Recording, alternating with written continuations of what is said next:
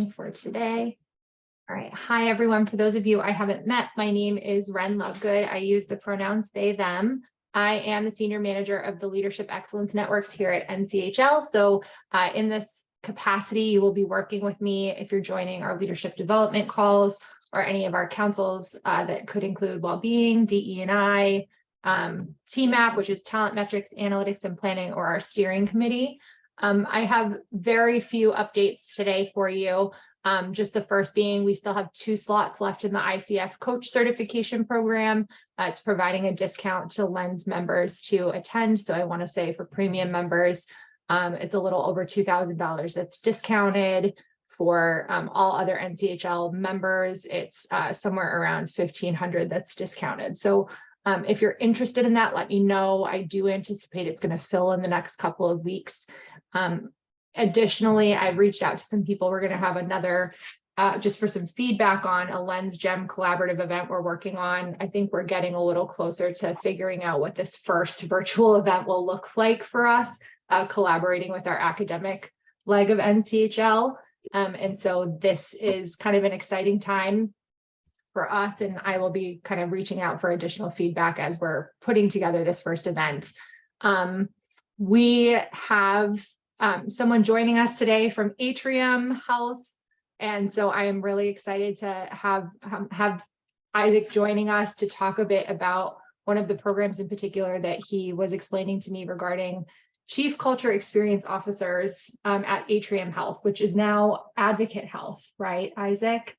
So if it's okay, I'm going to stop sharing my screen and I am going to give the floor over to you. Awesome. Thank you for that, Ren, and good afternoon, everybody. I am one of those brand new faces. I have never been on this call before, so I don't know what to expect. So you guys take it easy on me. But I'm honored to be on the call, Ren. Thank you for the invitation, and thank you all for accepting it. Just a little bit about me really quickly. And Ren, if you would keep me straight so I can make sure, what is my time frame? I should have looked at the agenda before I jumped on. But... So about 20 minutes for presentations, 10 minutes for questions, but we did have, unfortunately, our Henry Ford rep, Cindy, had a change in schedule. So we have a little extra flexibility for time today too. All right, sounds good. So with that in mind, let me tell you my life story. No, I'm just kidding. I'm just kidding. So I'm Isaac Ramsing. I am AVP Learning and Organizational Development for, as Ren alluded to, Atrium Health, now Advocate Health. A little bit about that. So Atrium Health is in the Southeast, and we're made up of about 4 representation in about 4 different states, headquartered in Charlotte. I actually live a little bit south of Atlanta. But we've got, footprint in Georgia, Alabama, North Carolina, South Carolina, about 70,000 teammates. And as of January, early January, we combined with what was known as Advocate Aurora, right out of the Midwest, based in Chicago, Milwaukee area. They also had roughly 70,000 teammates. So combined Advocate Health, now we are between 140, 150,000 teammates. My understanding is we're now the 5th largest health system in the country.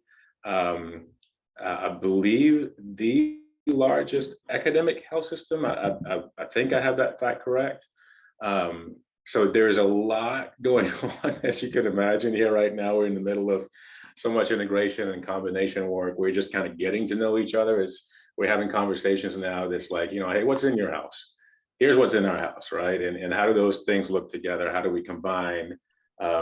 As we've been charged with, which I find is pretty funny, we've been charged with making the equation 1 + 1 = 3 happen.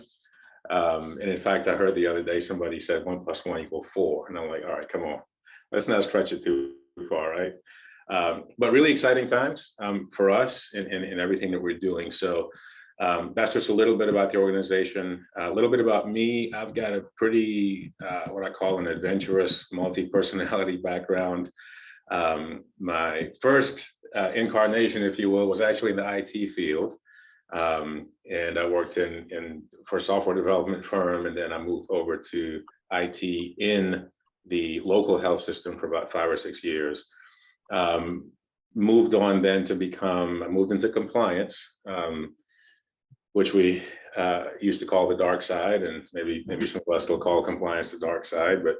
But I served as the information security and privacy officer for about 6 years as well for the entire local or the regional system here. And then through some exposure that I won't get into detail and bore you with, through some exposure, I ultimately got a call from our then CEO and our then CHRO. This is back in like 2014. Both of them on the phone at the same time one Thursday evening, asking me to come see them the following day. So I remember going home and telling my wife, I've either done something really, really good or done something really, really bad.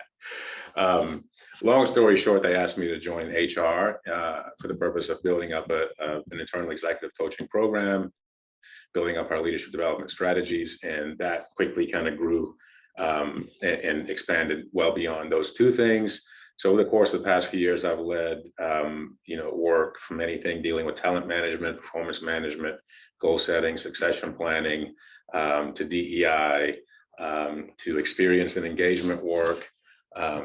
But what's happened is as we in development, teammate and leadership development, but as you guys all know, as you get bigger, you tend to specialize more. And when you're small, you do everything. As you get bigger, specialization happens. So right now, I have a strong focus on the leadership development, leading the leadership development work, as well as the culture work. So, and so again, we'll see where that goes, right? As we begin having conversations with our new blended family, we'll see how that lands in the coming weeks and months. So that's just a little bit about kind of my organizational context and a little bit about me as well. 2 beautiful children, 11-year-old boy, 6-year-old girl, keep me on my toes. So just a little bit about me. But what I was asked to kind of join, and I'm thrilled to share a little bit about today. There's so much going on, but one of the things that we've got going on that we're really proud of here is something that we call our Chief Culture Enabling Officer series. And so let me tell you a little bit about that. And I'm sure I will not take up anywhere near the full time. So you'll have time for questions or anything like that. And so, we talk a lot about culture, right? In all of our organizations, culture, what is culture? How do we drive culture? Who owns culture? How do we identify the places that we want to go in terms of where, how we want our culture to be? What does that process look like? So on and so forth. So we started some of those discussions. So the 4 legacy regions in the Southeast had just come together. This is 2021. We had just come together. Each of us had a different value set. Each of us had a slightly different culture. How do we now merge as a blended family and form one new culture, right? So back in early 2021, a team led by a senior HR executive, we embarked on this journey to try to touch each and every one of our then 70,000 teammates, right? Advocate Aurora wasn't part of us yet. But we did a lot of research. We did a lot of data gathering. We actually surveyed 70,000 teammates, asking about what their thoughts were on culture, what's working well, what's not working well. What about the value systems in each of your legacy organizations? How do you feel about that? Now that we're a blended family together, what do you want that to look like, right? What are the? I'm really oversimplifying this, but we did a lot of research. We looked at data from those surveys. We looked at heavily at data from all of our engagement surveys, trying to figure out what is the course that we want to plot to get to identifying what the culture is that we want to get to. Long story short, without taking you through that whole process, months-long process, we landed on, instead of having a new set of values, one-word values, we wanted to be a little edgier, I guess, than that. And so we said, you know what, why don't we come up with statements or commitments, right? So we ultimately landed on 5 what we call cultural commitments, culture commitments, and they're statements, right? They have the values words embedded in them, like we work as one team to make great things happen. That's one of them. We innovate the now to better the future. That's another one. So we have 5 statements that we identified and landed on. And as part of that rollout, Gene Woods, our president and CEO, who is now the president and CEO of the entire Advocate health system. As part of the webinar, so this was, in the middle of COVID too, right? So very, very virtual existence at this time.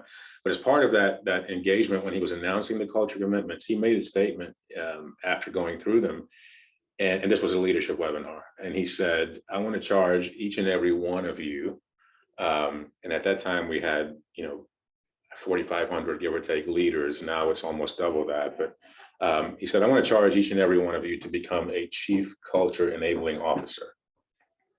And so that really resonated with me when he sent it. I jotted some notes down, and I knew that we were going to be doing some work. I'm a firm believer in learning is one of the main factors that drives culture. And so I knew that we were going to be doing some work to help push, on the culture that we wanted to produce. So I jotted some notes down, and as we were kind of putting some things together, I just put that as the title, right, of one of our slides that we were building, Chief Culture Enabling Officer Series, and it really resonated and it stuck. So since I guess it's going on 2 years now, we have had what we call the Chief Culture Enabling Officer Series. Okay, here's what it is. And I've got, Ran, am I allowed to share? Is that okay? I'm not gonna inflict death by PowerPoint. I've got one slide that I'll share. Absolutely. Let's see, share screen. All right, let's make sure I can get this here.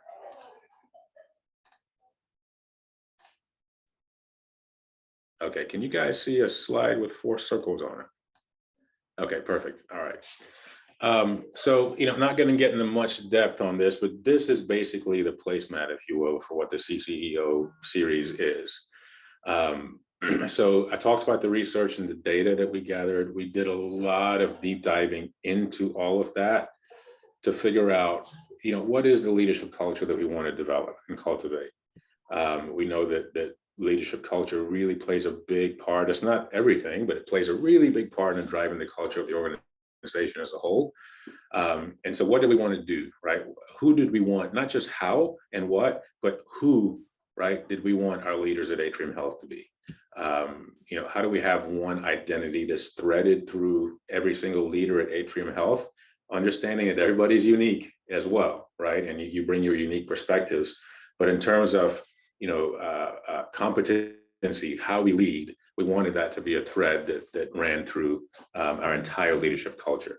So we didn't just go out and grab these concepts and say, hey, let's just throw them all together, right? A lot of thought, a lot of conversation, weeks and months went into what we landed on here. So without getting into depth around exactly where we wanted to go, these were the 4 programs, mindsets, skill sets, tool sets that we knew we wanted to put together. And we thought, if we can get every single leader at Atrium Health exposed to 4 of these programs, not only that, right? I think we all know it's not just about going through a course. Really, the more important thing is what do you do after, right? How do you apply it?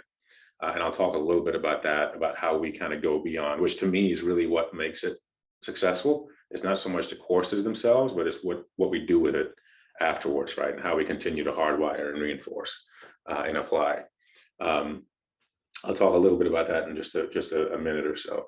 But basically, it's a 4-part series, right? The first program is servant leadership. A lot of us are familiar with that concept, I'm sure, on what it means to be a servant leader. Just helping folks understand, as a leader, we are here to serve and not be served, right? We need to develop that mindset. That doesn't mean that we say yes to everything, and that doesn't mean that we're pushovers. No, we're still leading, but it means that we, the way that we put it is we serve not only from the mind, but also from the heart, right? With just a deep caring for the people that we serve and for our peers, not seeing human beings as just tools and means to an end, but a lot deeper than that. So servant leadership. Leadership perspective is one that's very different and exciting for us. So what leadership perspective is, basically it's a 90-minute virtual facilitated session that walks a group of leaders through a very deeply personal journey. I'll tell you, we routinely have leaders in tears. We routinely have leaders that are highly vulnerable, and this is to your level of comfort, right? We're not asking people to go to that depth, but people really, they really resonate with what we're trying to do here. So basically it's, we help leaders take a journey understanding how their past experiences, not just career and professional, but as open as they're comfortable being, even personal things that have happened, how have those things shaped the way that you lead today? How have those things shaped the expectation you have on yourself, as well as on the team members around you, right? The folks you're leading or your peers. And then we take it a step further and say, all right, let's help you actually build that narrative and build that story and be able to articulate it, right? Whether that's a slide deck that you're putting together that articulates your leadership perspective, or whether it's a video you want to put together or a narrative piece, let's help you kind of build that into something that's really compelling and powerful. That's really a cool program. Just continuing to get lots of great feedback about it. Really, really powerful so far. Leadership styles is one that again, I think we all know that to be a successful leader, you can't lean on. We all have a natural style that we all gravitate towards, right? Our comfort style. But tasks in different situations call for different styles. So really helping our leaders develop that skill set and that awareness of, you know what, I'm in a situation right now that calls for me to flex my muscle on a different leadership style that maybe I'm not hugely comfortable with, but hopefully having practiced and and kind of worked out on that new style that's needed. Number one, how do I become aware that this situation calls for something different? Number two, making sure that I've practiced enough and I understand the concepts to be able to put that new skill in place. And then you can come back to your home leadership style, right? Your home base, if you will, after that. Doesn't mean that we're trying to change who you are, but it means that you've got to be able to flex to match the situation for the most success. And then coach the success. The fourth one, I'm a certified executive coach. We have some others around here. I'm a massive believer in the power of emotional intelligence, which kind of spans through all of these. But a massive believer in having leaders be coaches, right, as well as managers or leaders. So this is not about creating certified coaches, right? This is about helping leaders understand the power of coaching and build some skill sets and some muscles around it, and then begin using coaching in their everyday leadership practice. That's what this one's about. So when you put all those together and we kind of step back and say, we've got a group of leaders, a big group of leaders who've been touched by all of this. The question was, will this help us achieve the culture that we need to achieve? Will this series be something that really invests in our leaders themselves, right? Not just an organizational investment, but and is this something that will resonate with the teammates that we're all leading? And the answer that we found was, yeah, we believe that resoundingly, this should clearly do that for us, right? In the context that we're in. Every organization is different. So, this will look different anywhere, everywhere else, but this is what works for us. So we've been working through this program. It's also not something that we try to instill a mindset of commitment and not compliance. So the way that we're framing this, it's not about this is a mandatory course, we're going to beat you if you don't go through it. No, we're really framing this as this is an investment in you. We want you to invest in this as well and invest back in the organization and in the culture and in the teammates that we have. And so this is, you can see the timelines there, right? Like this is running through 2024, 2025. We're not trying to force leaders through this in a 2-month span or a 3-month span. We know that this is a long game. Culture takes a long time to change. So we're not approaching this from a compliance mindset. It's more of a commitment mindset. So that's a little bit on the actual structure of the program itself. Let me share just a little bit on what I said about how we're going beyond the actual classes. And then I will stop and open up for any questions or anything, any comments that you guys may have. We know that taking leaders through a class and checking them off and marking them in our LMS is, hey, they've done the class. That's just the beginning. That's not enough. So we've got several things we're doing. I won't get into all of them, but one of the things we're doing is something called performance labs.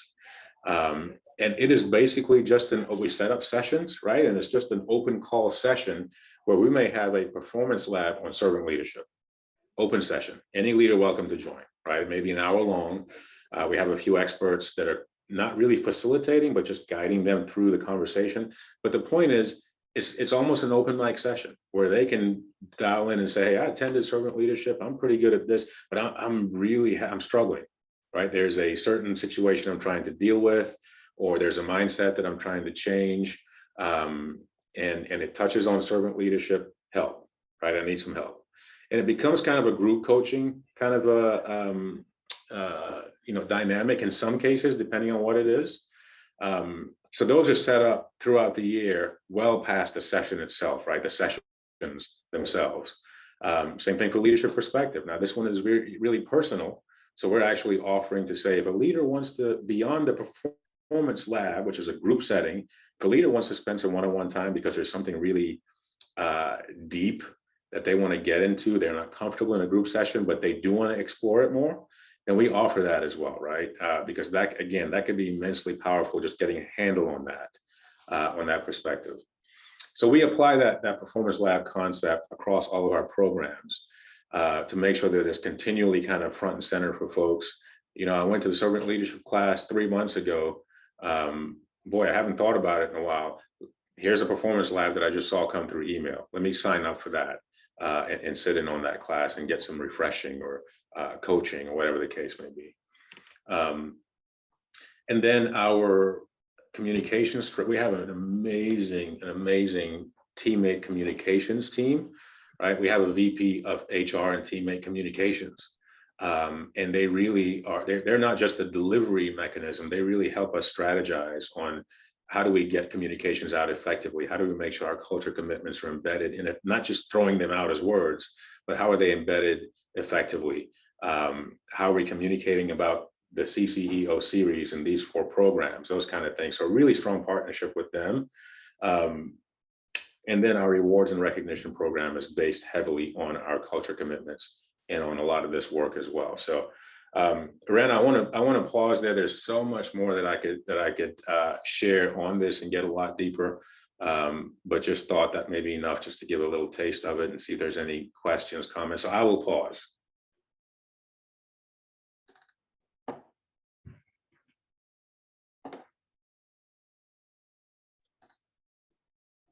Are there any questions coming up or thoughts from the team?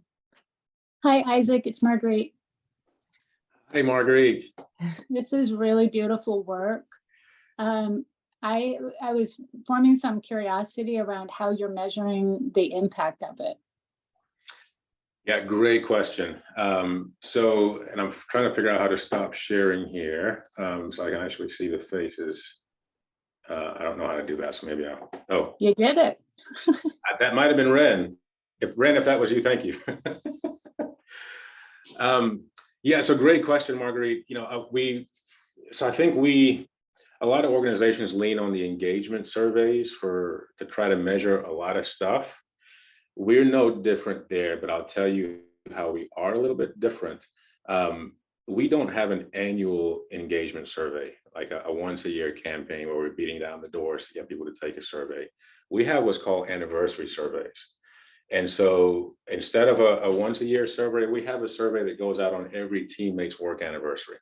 So if you think across 70,000, at least in the Southeast region, teammates, we've got lots of data coming in every single day.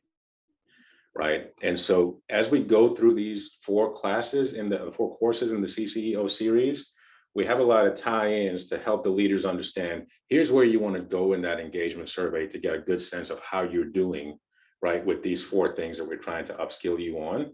Like we even in a servant leadership, for instance, we actually do some mapping, right? So we have, here are the 10 servant leadership characteristics, right? The behaviors that we want to cultivate.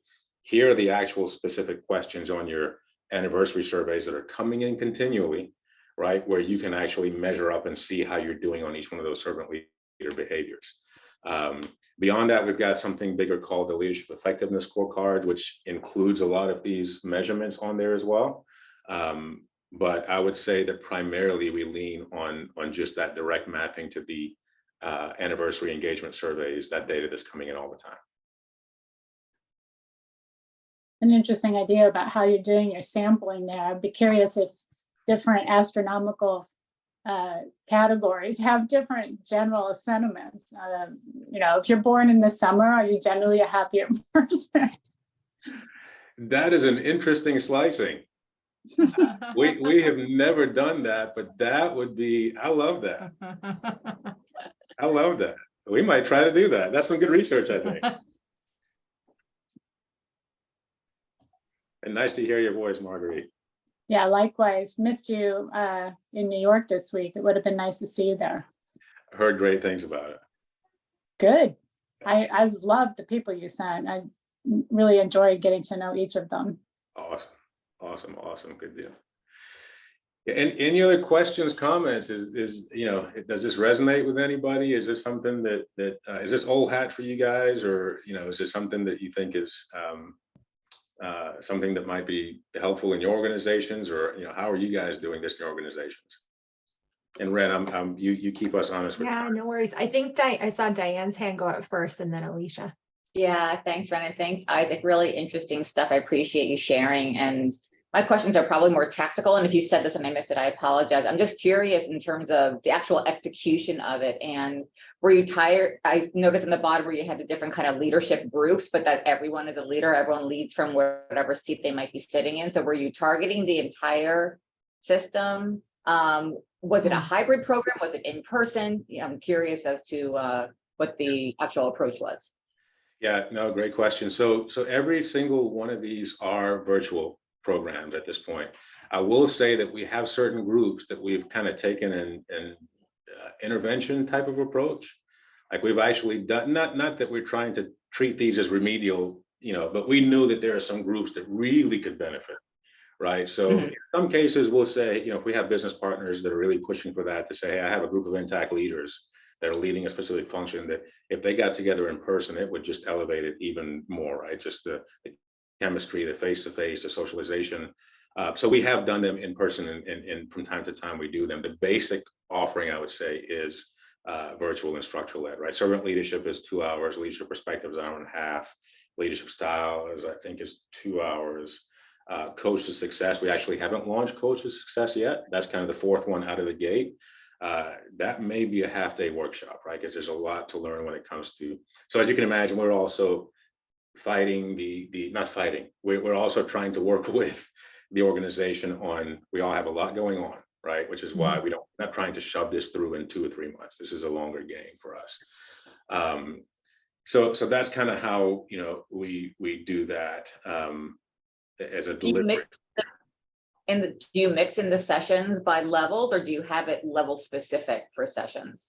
Yeah, so servant leadership is any and everybody, all levels, all of us, right? What we're doing with leadership styles, right? The kind of the lead, situational leadership concept, that's also everybody. Leadership perspective, we're taking kind of a strategic approach. So it's open now for all of our AVPs and up. We kind of want them setting the tone. And by the way, what I didn't also say is that we have such strong buy-in from Gene Woods, our president and CEO, all the way down. That really helps, right? Because it's not a struggle, right? It really, really helps. But we wanted to get leadership perspective because that's such a powerful personal type of we wanted them to begin, modeling what that looks like. And then we're going to begin trickling that down a little bit further. We haven't quite landed on the fourth one, the Coach to Success, on if there's a strategic way to do that yet. So we're still talking about that one. Great, thank you. Absolutely. Yeah, this is Alicia. Thank you so much, Isaac. Diane actually asked my question, so that was perfect, but just looks like a wonderful program. Thank you, Alicia. Appreciate that. I have a quick question, Isaac. You mentioned your Coach to Success for Leaders program is still in development. Can you share a little bit about what you are developing and what you're envisioning it to be a half-a-day workshop? What does that look like? Because it's not certified, right? It's not for certification. That's correct. Right. Okay. No, it's not. We have some internal, so this is one that we have a vendor that we're working with. And so we have some of our internal facilitators, I think we have 3 or 4 at the moment, that are becoming certified to teach the workshops, right? But the concept that we did a pilot, we did a couple pilots on this a few months ago, and the feedback we got was just strong enough that we said, this is what we need to go with. But it's on the coaching in the moment concept, right? And you know, it's in those everyday conversations. It's not necessarily, let me set up an hour to come and sit down with you and have a coaching session with you as your leader, right? It's really in those everyday, in the moment situations, and in trying to help leaders. There's a term that the program uses called untying the knots, right? Just as an example, how many times do teammates come to us with a problem, but they start telling you about the problem, but there's really 10 things that they're telling you about, right? You know, like, I have a problem at home right now. That's why I got to work late. And you know what, when I got here, I can't stand this one because she keeps giving me, or he keeps giving me ugly looks. Oh, and by the way, the equipment's not working. It's like, all right, let's untie those knots, right? And let's figure out how to focus in on the specific things and work through things one by one if possible. So that's really high level, kind of the concept that we're getting at. But it's not a heavy, we want you to become an uppercase C coach. No, it's how do we infuse lowercase c coaching through your leadership and in those moments during the day. Okay, thank you. Absolutely. The other thing I'll share that we're doing, and it kind of ties into my performance lab concept, is the team has heard me say this so many times. For me, in our space, our learning space, right, the innovation is really about simplification. In learning and development, we can tend to overcomplicate things, and we want to have a tool for every single, you know, diagnosis that there might be, and a program for every single thing. And what we're challenging ourselves to do right now is simplify. So you look at the CCEO program, that's foundational. There are a few things built on top of that, but we're working to really, so Trevor Walker, Marguerite, I know that you know Trevor well, you know, he really has been pushing the concept of getting our learning to become more learner-centric and more brain-friendly. You know, you throw a million things at leaders, it might stick for a minute, but the next day they can't remember anything. So trying to get all of our learnings we call down into the critical few, as opposed to an exhaustive, massive menu of 100 things that leaders can do or have to do. How do we narrow in and focus in on those things that are relevant, that are sticky, and that are meaningful for them in the moments that are important, right, in their leadership journey? So that's kind of another journey that we're on that CCEO is tied to.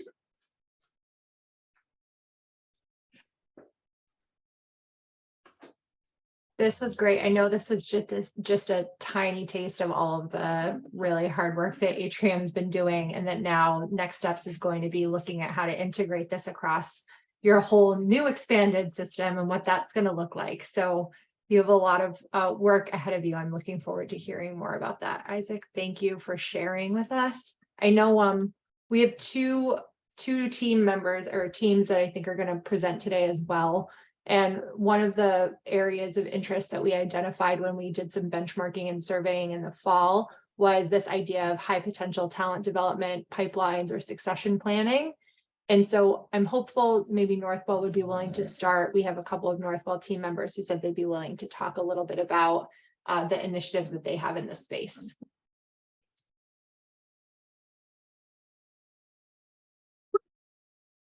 Esther, I think you're on mute. Yeah. Just noticed, thank you. Hi, everyone. Good afternoon. My name is Esther Marguerite, Career and Performance Development here at Northwell Health. You'll see on the line other members of our Career and Performance Development team as well. You've got Lauren, Angela, Carissa. We've got members of our Center for Learning and Innovation team as well. We've got Janine and Rachel also on the line. So we've got a nice showing of Northwell here today. So we really just wanted to talk for a few minutes around our overall succession planning process. And then of course, there's also the high potential development process that's connected to that too. So let me just share my screen.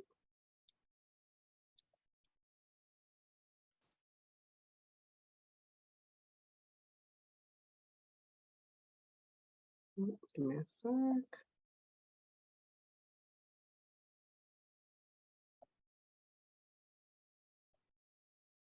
Okay. So here at Northwell, we had a specific challenge.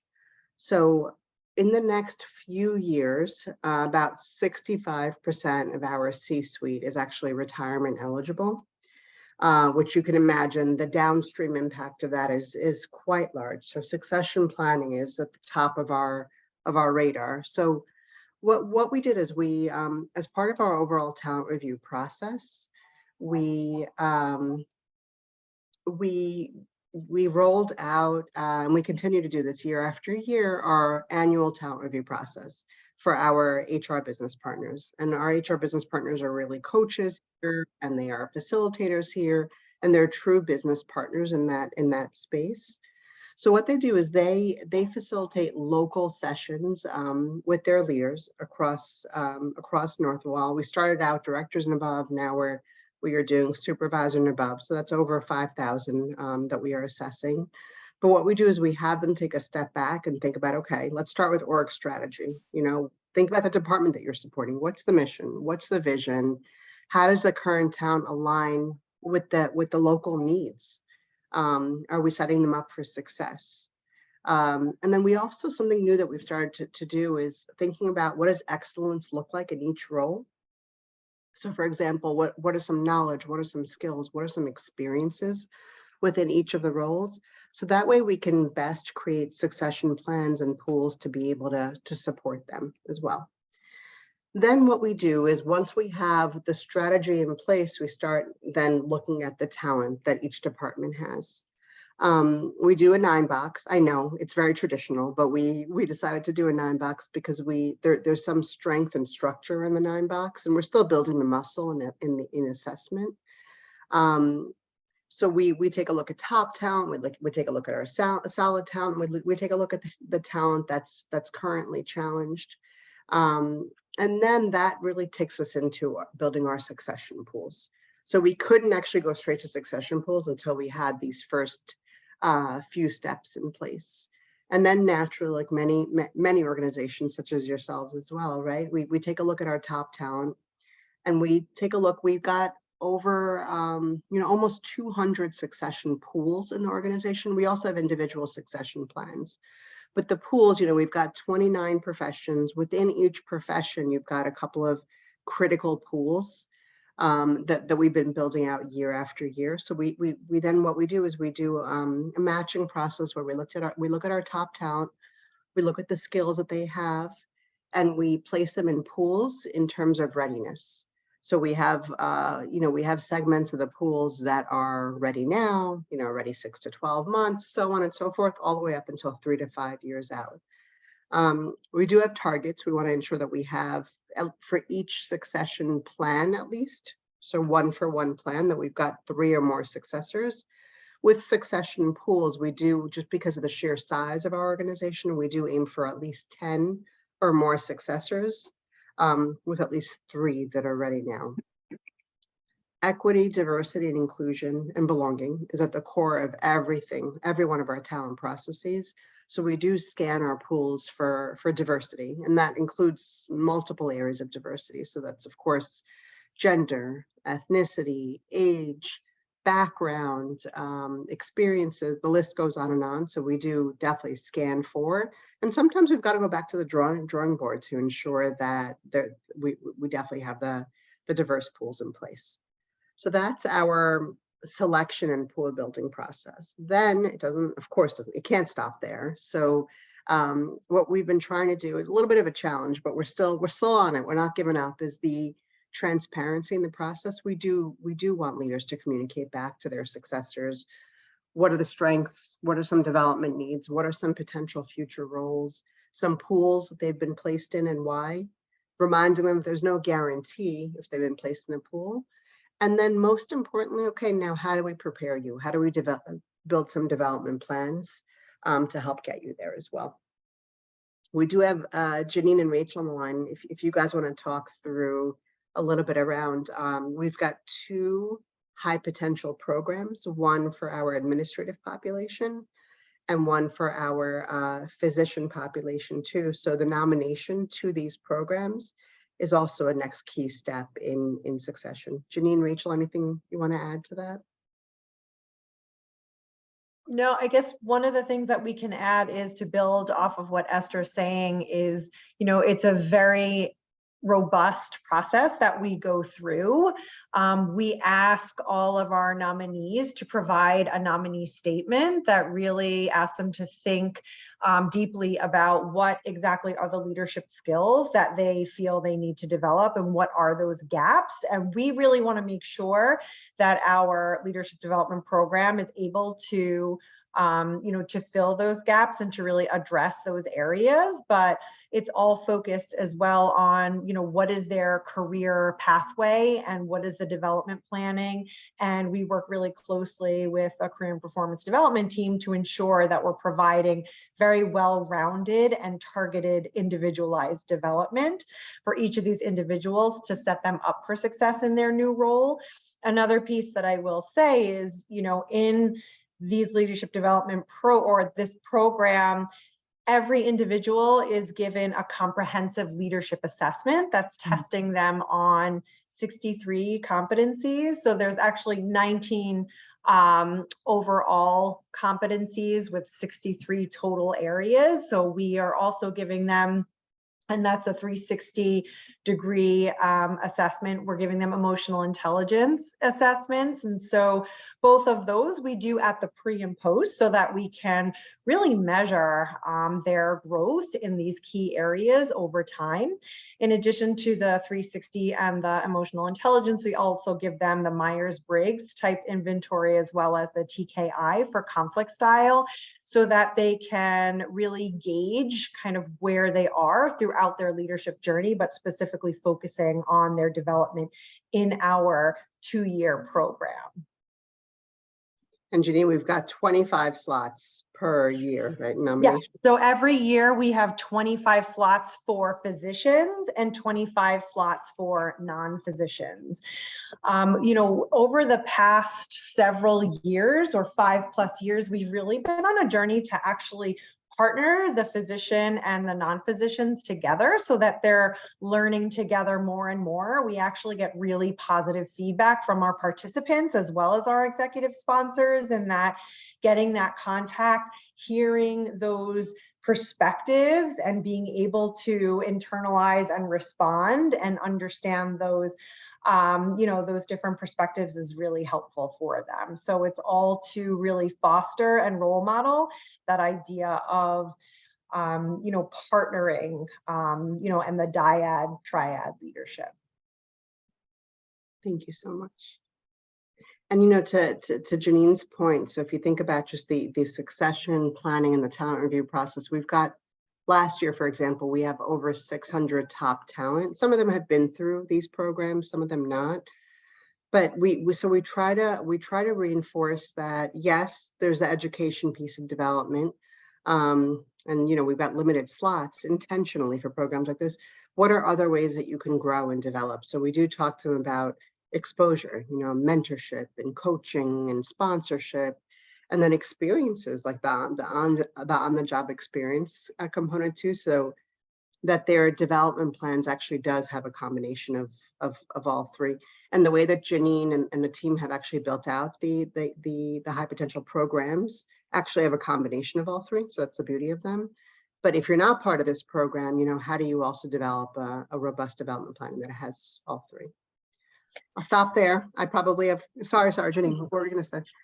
No, thank you, Esther, for talking a little bit about the different components of the program. It's a very high touch program. I would say about, even post-COVID at this point, about 95+% is all done in person.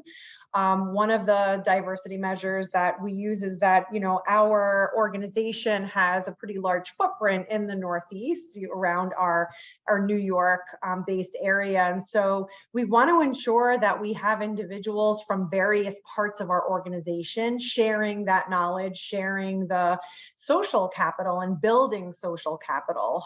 We get also a lot of feedback that the networking, the relationships, really understanding who other individuals are and understanding how the work gets done from various, leaders in the organization who are in a similar space that they are is extremely valuable, as well as giving them exposure to organizational leadership. So they're hearing about each of the topics and strategic initiatives and objectives, and key focus areas from Northwell leaders in those areas who are really developing that curriculum with the particular individuals in the classroom in mind.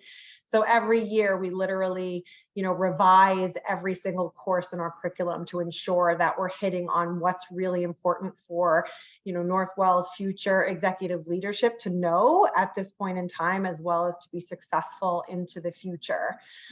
So those are just some key components. Of course, keeping networking and keeping it action focused and action oriented, having them work, translate what they're learning in the classroom to real time, projects and leadership challenges that they're dealing with, and adaptive challenges that they're dealing with.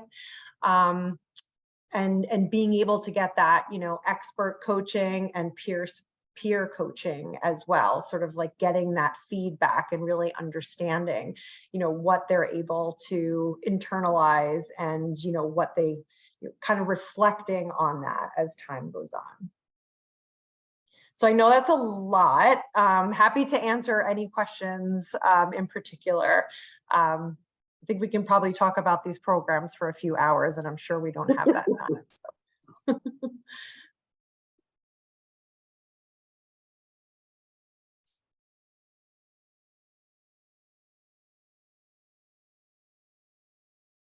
Okay.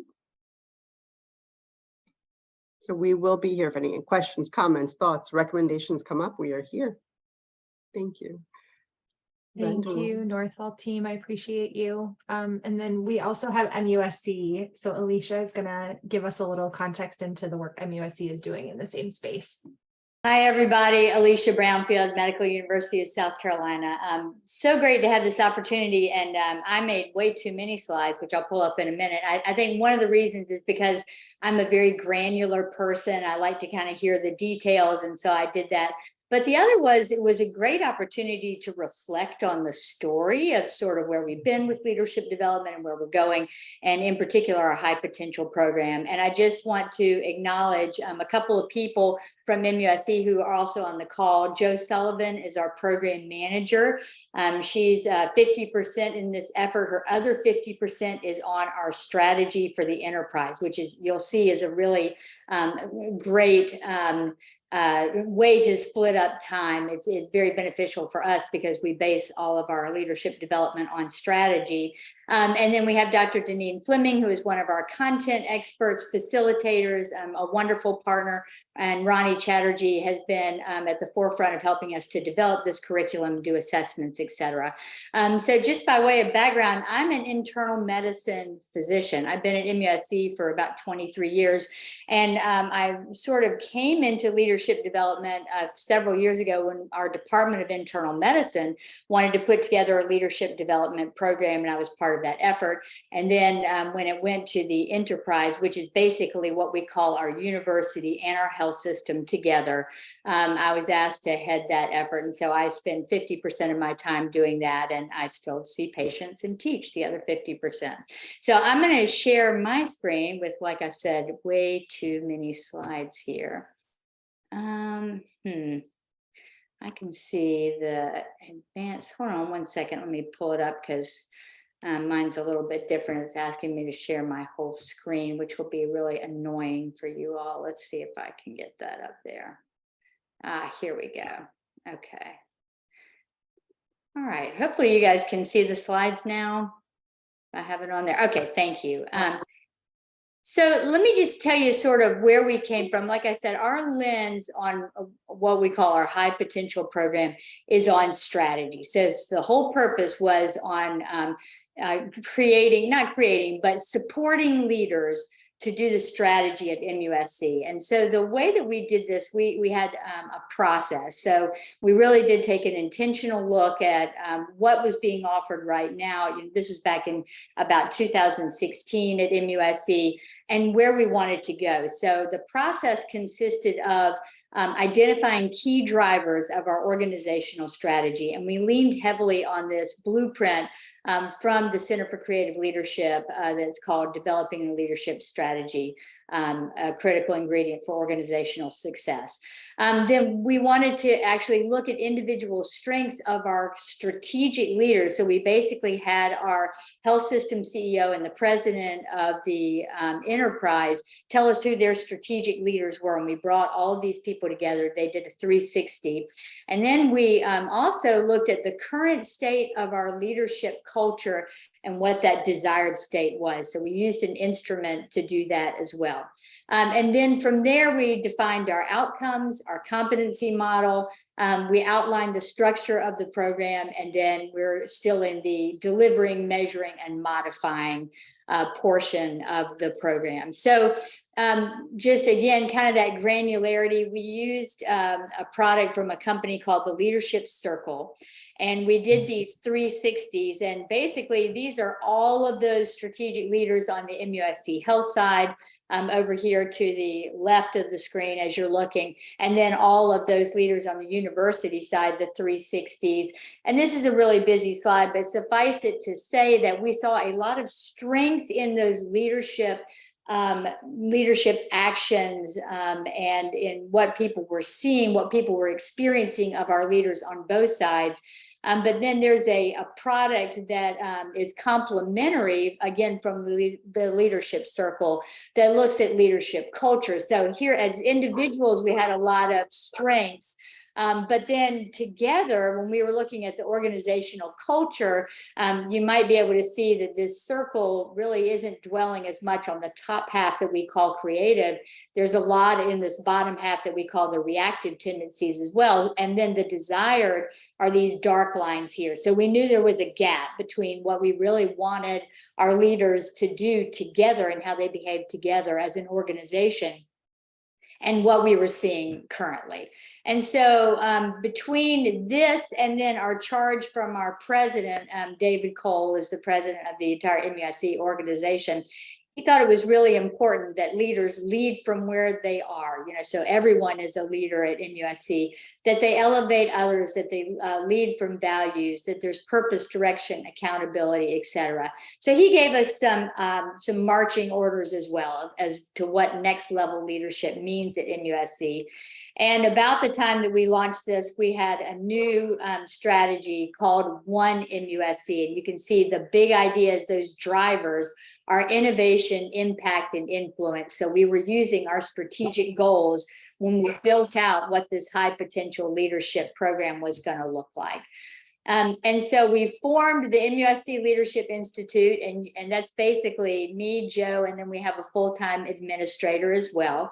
And our mission is to, as we said, further MUSC's strategic priorities through the support and development of leaders. And so one of those products I'm going to talk about today, we sort of call our high potential, which is the Advanced Leadership Program. And we have some other things going on as well.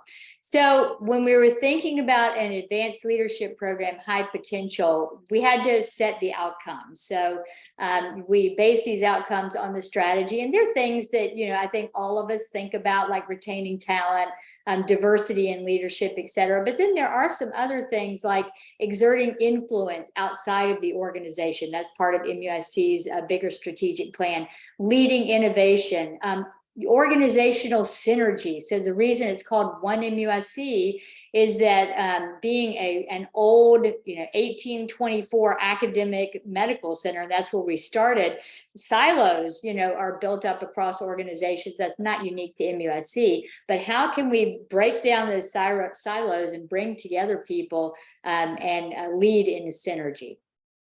And so we took a deep dive into the outcomes, what do the outcomes look like for each one of these, and how are we measuring it? What's our level? You can see NCHL, of course, has been a big driver of what we're doing. And we're looking at those kind of 4 and 5 level impact on the organization. So we've outlined how we're going to measure this and what tools we're using. We've gotten very granular about that. The competency model, again, is modeled after NCHL's competency model, but you can see that we threw in a lot of institution-specific things. So we've got our institutional values. What's the structure look like? MUSC actually has grown and expanded. We've added several regions within the past few years, which is brand new for us as an organization. And so everybody needs to know about that, who's going to be a leader within the organization. Etc. And then, so what is this program? I heard 25, that's our magic number as well. As yours, Northwell, it seems to be that number where we can have individual attention and people in the cohort will get to know each other. So these are either people leading people or programs anywhere from within MUSC.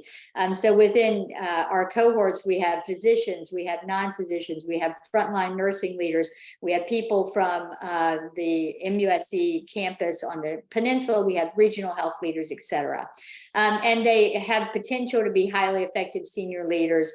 We have session themes. It's approximately once a month from September through March. And each of those themes has a session. Each of the leaders has a 360 assessment. And then they develop an individual leadership development plan throughout that. We do it in a nice venue that's off campus. Besides their individual leadership development plan, they are intentionally put into diverse teams to develop an innovation project that's presented for all of MUSC leadership at something we call Innovation Week. And you can see we've had 89 people complete this so far. So I will stop there. I know we're running short on time, but thank you all.